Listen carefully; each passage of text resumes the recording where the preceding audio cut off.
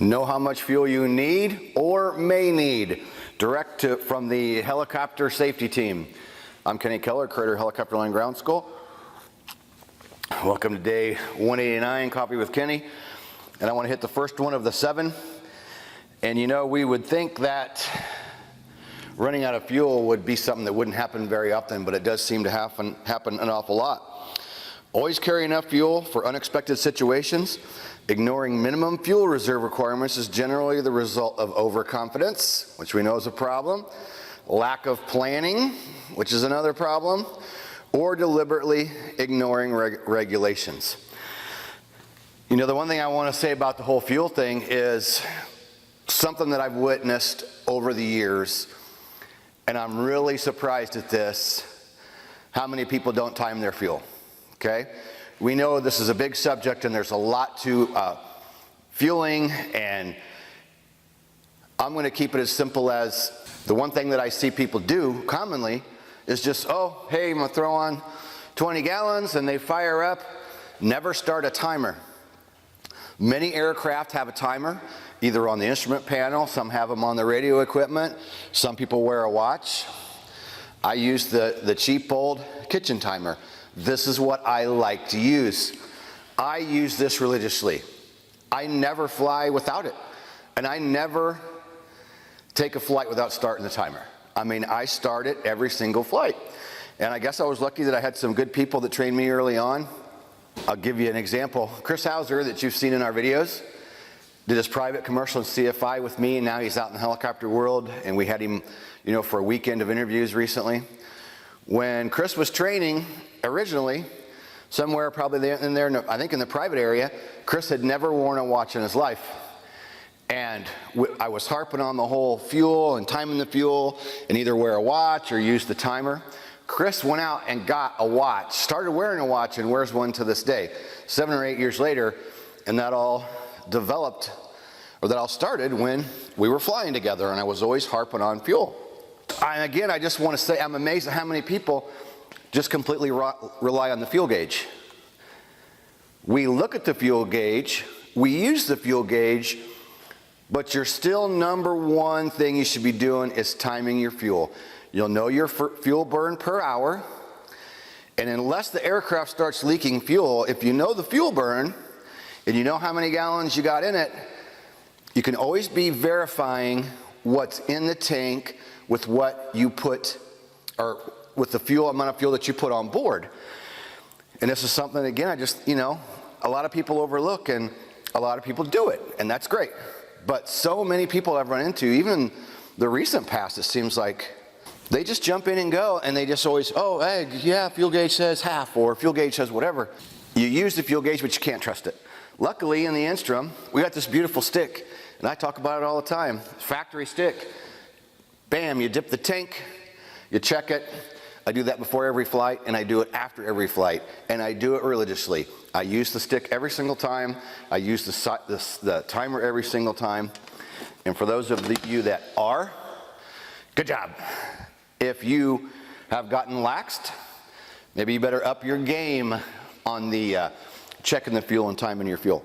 It is all simple math, and when you're out flying, you should have it broken down to the aircraft you fly, and in your mind you should know what it burns every 15 minutes, because once you get kind of good at this and you practice a little bit, you will get really good at knowing, you know, okay, I'm 15 minutes into my flight, I've burned about this many gallons, and you can always be using or checking the fuel gauge to help you verify what you know is in there and what you know you're burning. And then, example, if you maybe got a fuel a fuel leak during your flight, you're going to notice it, and you're going to notice that maybe the fuel gauge is going down faster than normal. Just an example.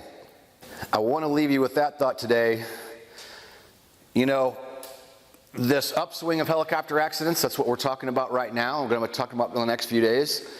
This came out from the U.S. Helicopter Safety Team, because the first half of 2019 is very deadly. And of the 7 things they talk about, that's the very first one that they list is fuel. Knowing what you have, knowing what you need, and knowing what you may need.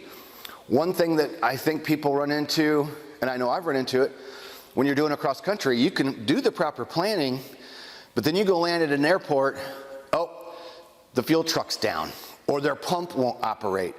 So when you're doing these cross countries, you got to think about ahead of time, like it's a good idea to call where you're actually going to be stopping and say, hey, I'm going to be coming through today at such and such time.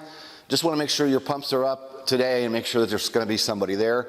Always calling to verify, because, you know, I've been stuck and it happens to you, right? So I always try to plan the cross country out so that my first fuel stop, there's more than just reserve. There's enough fuel to get to another small airport prior to burning down to my fuel reserve. Just a good basic planning thing that works. And then, you know, when I go around the pattern, when I'm just flying, that's why I like keeping it an hour.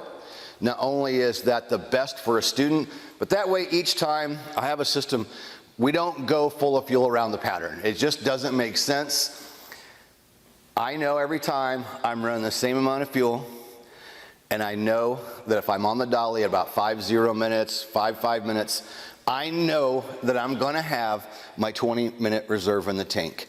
And that's pretty much how I do it for the going around the pattern, and you can basically do the same thing as well. It is a Saturday, it's my favorite day of the week. I know what I wanna say, it's up to us. It's up to us to turn the scales on this rise in helicopter accidents. You know, I always think, well, what's the FAA gonna do about this? Or what's the NTSB gonna do about this? It boils down to us, the pilots. It's up to us to train, retrain, refresh our knowledge, stick with the good basics that we learned from day one as pilots. It's us. We are the ones that will change the safety record. Let's get that thing going back down for the second half of 2019. All right, I'm gonna wrap it up. I am Kenny Keller, creator of Helicopter Land Ground School. We got 4 courses: private, commercial, CFI, and instrument. The link down below for helicopterground.com will give you access to all of those, along with our 2 Amazon #1 best-selling books that I've been talking about almost every day. That's because we're proud of them, and we ship them to you for just shipping and handling. So do us a favor. Subscribe to the channel. When you do, click that little bell that will notify you of the daily video. Below the videos, there's the thumbs up icon. Click that, dude. And if you're one of those that want to click the dislike, just make sure you click the dislike twice. Jesus, I swear I'm just drinking coffee today. Click the dislike twice if you don't like the video. Awesome. Put your comments down below, and we will see you in day 190. Peace out.